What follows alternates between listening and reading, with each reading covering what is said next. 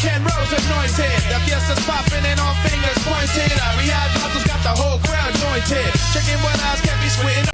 Përshëndetje dhe mirë se erdhët në episodin e dytë podcastit tonë lidhe me motorat. Momentalisht po trajtojmë temat për fillestarët, siç do jetë dhe kjo episodi sotëm, ku do flasim çfarë duhet kemi parasysh kur marrim një motor, nëse duhet ta marrim motorin të ri apo të përdorur dhe nëse do e marrim përdorur, çfarë duhet kemi parasysh. Për këtë gjë jemi në ambientet e motoshop.al, që është faqja më e madhe për shitjen dhe reklamimin e motorave, dhe kemi të ftuar drejtuesin e saj që është Gerlilaj. Mirë se u gjetëm. Mbrëma, mirë se keni ardhur. Mirë se u gjetëm.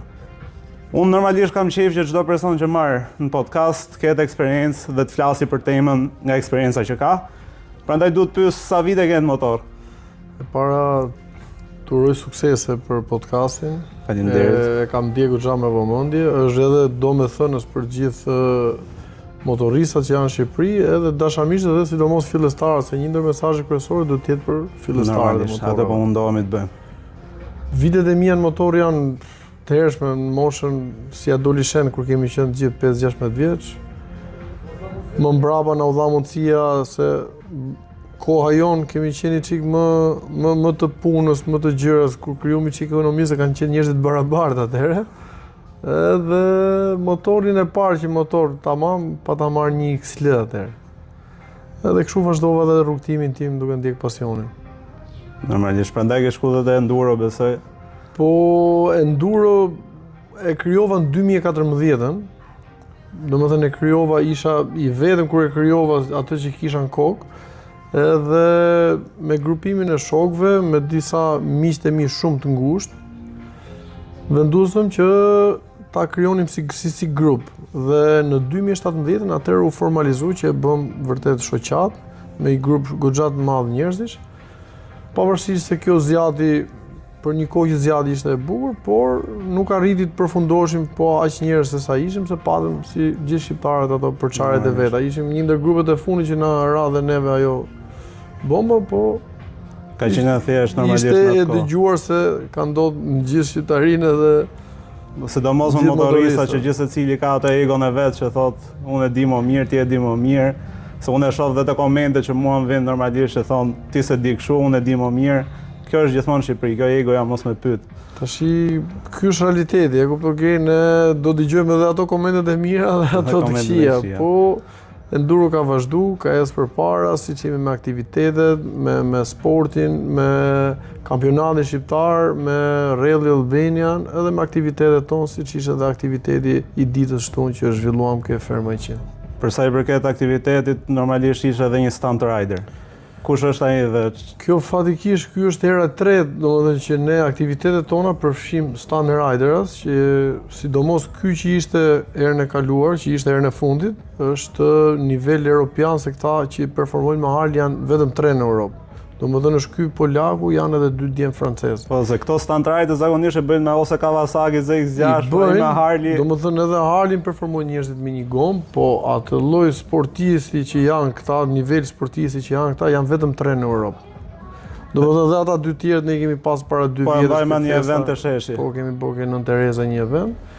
Edhe kjo ka qenë frym që un kam dashur ta fus pak ke Harlistat, domethënë se me Harley bëhet edhe kështu gjërash, e kupton? Po faktikisht dhe unë vetë nuk e mendoja që me Harley mund t'i bësh këto gjëra. Po, ai janë shumë suksesshëm djem, sepse festat e më parë kemi bërë edhe 2 festa 2018 dhe 2019. Janë grek me ata çunat që kemi punuar dhe ata janë shumë të suksesshëm. Mbajmë që kanë qenë 2 veta. Por jo me këtë kategori motori. Kjo është një kategori e veçantë, prandaj unë kam zgjedhur viti 2 që e zgjedhë që është shumë e bukur. Ai kishte 2 motora Harley dhe motori tjetër ishte po Harley, po më duket se është një markë tjetër Harley. Po është Buell, domethënë grupin Harley ja bën Buellin. Një inxhinier më duket se ka lënë punën te Harley dhe ka krijuar një motor vetë. Po ajo është legjenda, por që ai performonte me 3 motora. Po është e vështirë ta ndërtosh një, le të themi, event tillë. Domethënë për mua nuk është shumë e vështirë tani për shkak se koha më ka bërë që krijoj kontakte, të kem eksperiencën, ta di se ç'a duhet, ta di se ç'a duan njerëzit, edhe të marrin edhe atë feedbackun brapa. për gjitha gjërat që bëjmë. E kishte të vështirë ti menaxhoje gjithë ato motora se ishin gati 200 motora. Më thënë drejtën, ne na ka pritur çik punë shiu atë ditë, por unë e dija se jepte edhe parashikimi që mbas ditës do hapet koha dhe ajo doli vërtet i festë shumë e bukur, u kapën gjithë ato qëllimet e festës që ishin për t'u kap. Njerëzit u kënaqën, patëm i parat shumë madhështore. Këtu domethënë gjej mundësinë që ti falenderoj dhe gjithë pjesëmarrësit, nuk pata mundësi ti përshëndes si grupet, si individët se ishin shumë të lartë, por që një falenderim shumë të madh për gjithë botën motoristike që gjendet në Shqipëri. Kishte aksidente në parad?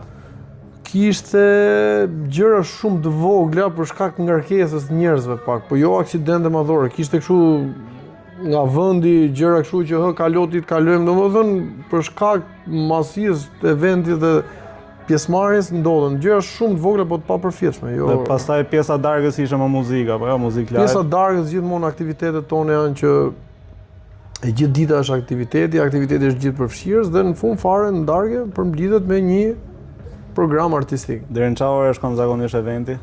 Po varet nga hapësira se ku i kemi në qytet apo i kemi në zona jo të banuara, po këtë radhë kishim në zonë jo të banuar, domethënë ishte Ferma 100 që është jashtë Tiranës, kështu që patëm mundësi ta zgjasim deri në 12:00. Po te sheshi lejohet më të bësh evente apo e ka ndalu? Ke sheshi lejohet të bësh evente, po si ne që bëjmë festat e motorave, si ata të makinave na kanë prish pak punë se kanë bërë atë bibliotekën atje dhe ka prish vizualitetin. Zhvillohet, po jo me atë madhështinë siç ka qenë më përpara që kemi pas mundësi ta shfrytëzojmë gjithë. Domethënë momentalisht ju do gjeni evente private, le të themi që të bëni eventet, se bashkia nuk po na jep një vend. Unë personalisht jam drejt kësaj, sepse edhe njerëzit që ty do të vinë ke aktiviteti janë gjithë fokus motoristik, kurse qyteti ka diçka tjetër që qyteti tërheq edhe familjarët, tërheq edhe fëmijët, edhe moshat, edhe kurështarët, edhe turistët. Po edhe kalimtarët e momentit ndalojnë thonë çfarë do bëjë. Ka ato të bukura të veta të dyja, edhe festa e mbyllur, po edhe kjo festa, se varet nga qëllimi i grupit që ti, mesazhet që ti do t'i japësh, kjo është. Normalisht. Po vetë ke pas ndonjëherë në një aksident kështu të madh? Me thënë drejtën, se unë jam garues nga viti 2017, garoj në Rally Albania edhe në kampionatin shqiptar. Fatmirësisht aksidenti im më i rënd që ka qenë në garë, domethënë është ndryshe të përplasësh në rrugë, është ndryshe të përplasësh në garë, se në garë je i veshur 100%, i ke marrë gjithë masat, por që ai është një ndër aksidentet, nuk pata fatalitete, nuk pata thyrje, gjëra, kështu shpëtova shumë mirë, po ishte aksident i rënd. Ishte shumë aksident. Domethënë gjithë këto vite për sa kohë që s'ke pas në aksident të rënd, domethënë që je mjeshtër në ato që bën. Po, me pak fjalë. Mjeshtër është fjalë e madhe, po që mund të jetë dhe fazë, fjala aksident është e paparashikuar. Aksidenti mund të ndodhi çdo njeriu, nuk matet me zotësinë e motoristit. Aksidenti mund të jetë në rrugë, mund të jetë në shtëpi, mund të jetë në lokal, mund të jetë motor. Por që hyke njerëzit e kujdesshëm. Kush mendon se është, le të themi, pjesa më e rëndësishme që po bëhen kaq aksidente ditët e sotme?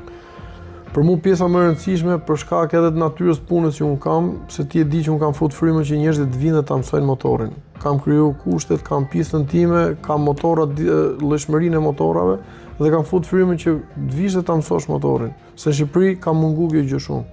Ti e di dhe gjithë e dinë, është aktualitet, por që un kam futur frymën që njerëzit të vinë. Edhe mendimi im i gjithë aksidenteve që ndodhin është vetëm çështja e eksperiencës. Sepse njerëzve i mushet mëna që e mësova motorin, domethënë ky është fundi. Domethënë kjo është ajo që njerëzit nuk e kuptojnë. Çfarë mendimi ke për këtë që sa hypin motor duan direkt një mish? Unë të gjithë njerëzve i them, dhe ne që edhe unë që ngas një motor të madh, kur vjen puna për përditshmërinë, për prakticitetin, për lehtësinë e trafikut, zgjidh një motor të vogël. Motori i madh është vetëm ëndër, a kupton? Një motor fundjavë. Ne nëse do shkojmë në një pistë, domethënë ne pistat në Shqipëri kemi vetëm një kartodrom. Kemi edhe pistën e motocrossit që është në Surrel. Ajo ime nuk quhet pistë, ajo është pistë për trajning, po flas që janë pistat mirë filtra. Por që po marrin pistën e rrugës, e rodit, domethënë që është ajo në kartodrom, aq e vogël sa është, çunat e kanë nxjerrë në dritë atë me gara, me gjithë, se nuk ka parametra gare, po ajo është aty kemi zhvilluar. Dhe aty gjithë teknikat tim i bën me një motor të vogël. Normalisht. Ti më mirë i bën me një motor 300 se sa mund t'i bësh me 1000 apo me 600. Faktikisht edhe me 500 që isha unë me Eriusin, edhe 500 nuk bënte punë aty. Duhet ishin 25. Pjesë teknike, domethënë, duhet një motor i fuqishëm, një brand motori, po ama është pjesë teknike. Ti mendon se i mungon Shqipërisë një pistë e mirëfill për motora? Jo, ne na mungon. Nuk mendoj, po është domosdoshmëri që na mungon. Po shpresojmë që kjo Elbasani po bëhet me përmasa europiane dhe besoj që do përmbushen ca gjëra tona atje, domethënë do na dalin ato kërkesat tona që kemi, që i zhvillojmë në rrugë për momentin, që është shumë gabim, po që. A mendon se do ishte mirë që te pista e Elbasanit nëse do hapet edhe një akademi, ndoshta edhe me profesorë të jashtëm, që mësojnë më mirë ndoshta se shqiptarët. Domethënë, e gjitha armja e motorciklismit në Shqipëri dhe kudo në botë është ke akademia, ke fëmijë. Domethënë, ne të gjithë që jemi pilota sot, ky brez jon që jem, ka qenë edhe i brez pak më të mëdhenj, po flas për moshën time tani. Po të gjithë ne jemi pilota natyral, jemi bë vet pilota, e kupton? Ose jemi bë nga pasioni, ose jemi bë nga kurreshtja, ose aty ku kemi pa, ose ku ka qenë dëshira jon, edhe praktika, ka qenë praktika e shumë çunave në Shqipëri. Ama ne nuk kemi rrit të vegjël me 6 vjeç që kemi pas motorin tonë ai babi që na gjimote me fugon nga mrapa dhe kështu gjona, ne nuk i kemi pa këto gjona. Kështu që një italian po kap këto afër, nuk po dal më larg, një italian, një grek, një kroat, këto gjëra i kanë pas normale dhe njerëzit talentet që janë e kanë nis nga fëmijëria. Kështu që besoj që patjetër është projekti i shtetit që duhet të jetë akademia patjetër, akademia e fëmijëve. Unë e kam zhvilluar, e kam bërë 2 vjet edhe garën e fëmijëve ti e di shumë mirë. Unë e mora një brez që jam mësova nga zero motorat, domethënë për të mësuar motorin dhe për test motor nuk u diskutohej, po i bëra nivel garus. Dhe është shumë e mundimshme, ka i kosto shumë të lartë sa buxheti edhe i prindërve shqiptarë ndoshta edhe nuk e përballojnë dot. Se nuk është njësoj të trajnosh një të rritur, një 20 vjeçar, edhe të trajnosh një 6 vjeçar. Sa të 6 vjeçarin do kujdesë për gjitha gjërat, derisa të mbushet mendja ty që ta lëshosh. Pra normalisht janë dhe prindrit pak akoma me ato mentalitetin që është motor. Ty mund të ta sjellë fëmin një prind që nuk di të japi motorin, po ka qejf të japi motorin. Pa i prindri nuk e di që ajo skafana që do vë fëmia kushton njësoj se sa jotja. Dhe por edhe ajo korraca apo edhe gjynza apo edhe çizme, se fëmijët çizme do t'ia blesh çdo vit se i rritet këma.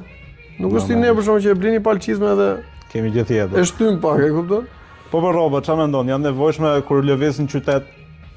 Tash ne shqiptarëve na është dhënë mundësia tash. Edhe kemi pa, edhe është ngriti çik niveli gjëra, nuk kemi si në vitet 2000 që një skafandë venin të gjitha, po ishte moda që rrie pas skafandë. Veshja është domosdoshmërisht pa diskutueshme fare.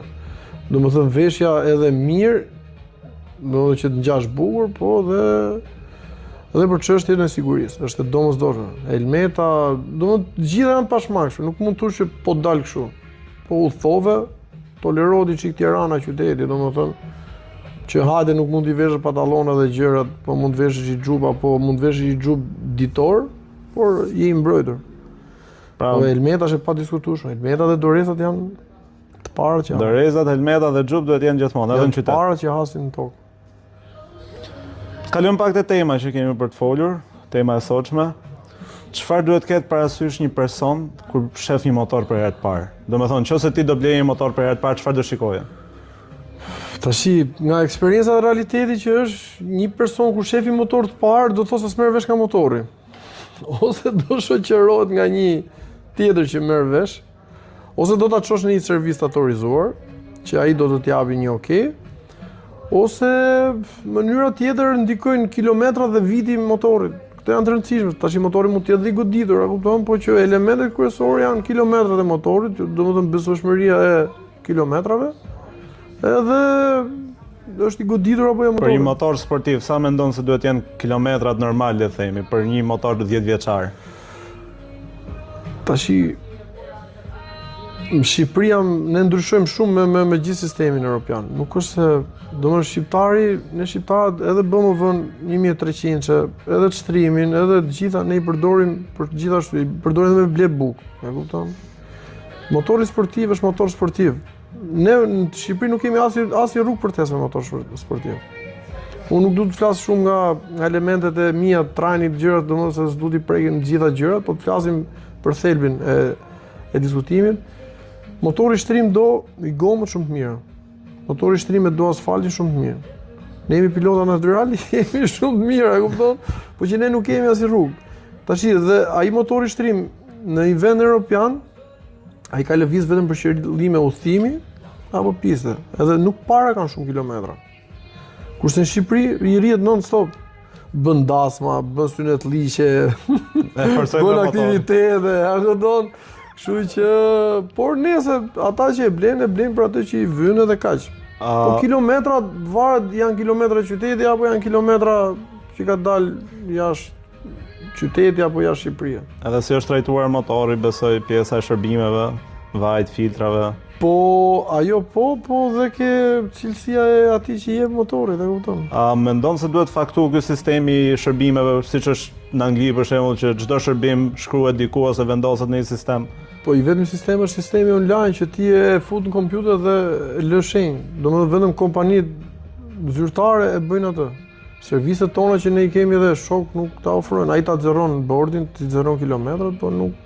A mendon se abuzohet pak me këtë pjesën e uljeve të kilometrave të motorave në Shqipëri? Nuk ka pas abuzuar shumë, po tani është një pjesë shumë e vogël që e bën atë. Nuk.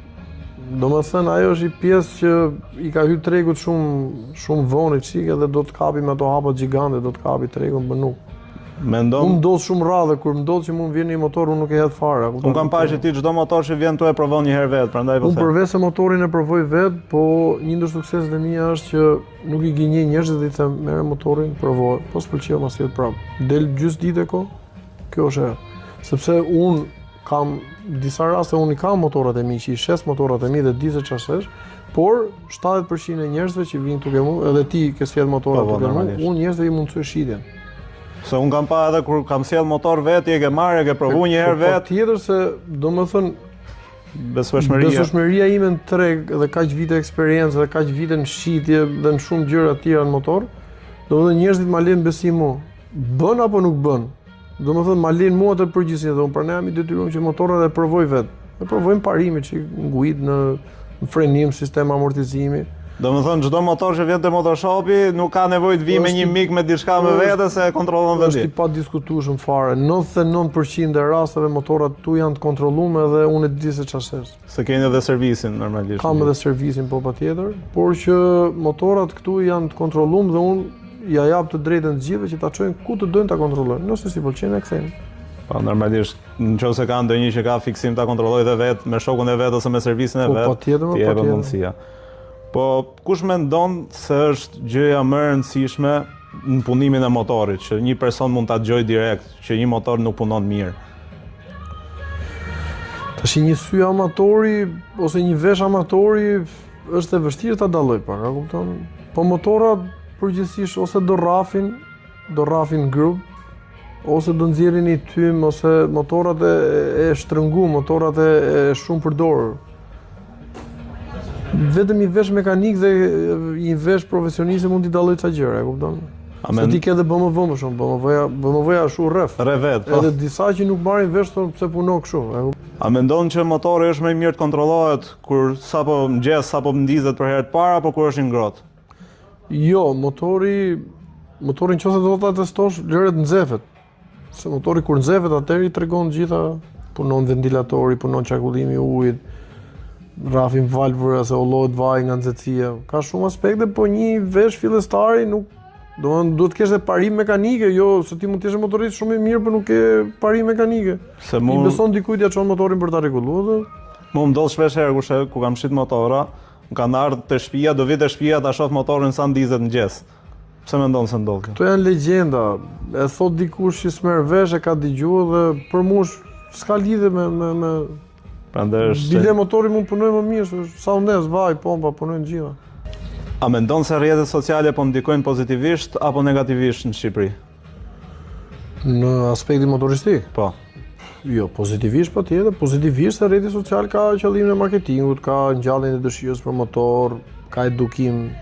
Po nëse kur dikush njëri ishte si misioni jot që ti po bën është edukim, është informacion, është informacion që Po e japim për aq minuta sa do zgjasë podcasti jot, ne po japim informacion shumë të rëndësishëm. Kështu që të gjithë njerëzit i bën mirë kjo gjë. Po nëse dikush shef dikë që po ecën me 300 dhe thotë provoj një herë ose ta ngren gon parë pa ditë. Tash çdo e mirë ka dhe të keqe. Por që ta thash, nëse ti do ta mësosh motorin ashtu siç duhet, nëse ti do t'i dish të mira dhe të këqijat që ka motori, do edukosh, është edukim, është sport. Motori është sport. Nëse do ishe edhe një herë ri dhe do ishe duke marrë motorin tënd parë, çfarë këshille do jepje vetes? Unë kam realizuar ëndra me thënë drejtën. Unë të gjitha si ke biznesi, edhe biznesin tim e kam lidhur me pasionin, a kupton? Fjala biznes është shumë e madhe, por që aktivitetet e mia janë të lidhura me pasionin. Unë kam realizuar ëndrat e mia në gjitha aspektet e çik. Domethënë si ke pjesa e investimit garus, si ke koha, ke çdo gjë që kam bërë për aspektin motoristik, edhe ke shitet që bëj, domethënë unë kam realizuar ato ëndrat e mia në këtë rast. Po vetes i kam ndjek gjërat me hapa, nuk më kanë rënë gjërat nga qielli dhe kam gabuar. E kupton, e kam nis me hapa, me sforcë, me luftë, me çdo gjë. Domethënë i kam ndërruar dhe i kam ble, e kam menduar dhe kam bërë, a kupton? Kështu që ne që kemi ecë me hapa, kemi pas rrithun shumë vogël për të gabuar, e kupton? Pra, nuk kemi shku as na i bleu babi, as na ra diçka që kur ishim 16 vjeç, morëm një Ducatin e kohës apo morëm Hondën e kohës. Domethënë i kemi arrit, i kemi pas ëndra. Pra nëse unë do isha, le të themi në fillimet e mia, siç jam me podcastin normalisht, këshilla do ishte ti marr gjërat hap pas hapi, avash avash. Kjo është sepse i pari që po e bën, a kupton? Unë i kam suportuar dhe ja kam thënë të gjithë njerëzve që du ta bëj diçka, du ta bëj dikush edhe bravo që e ke bërë këtë gjë, a kupton? Të mirë keq është hapi që ke bërë, shumë mirë do bërë, nuk ke se çfarë bën keq. Po e bëre do ta bësh mirë sepse tregu është i jetur, gjithë njerëzit kanë nevojë për informacion.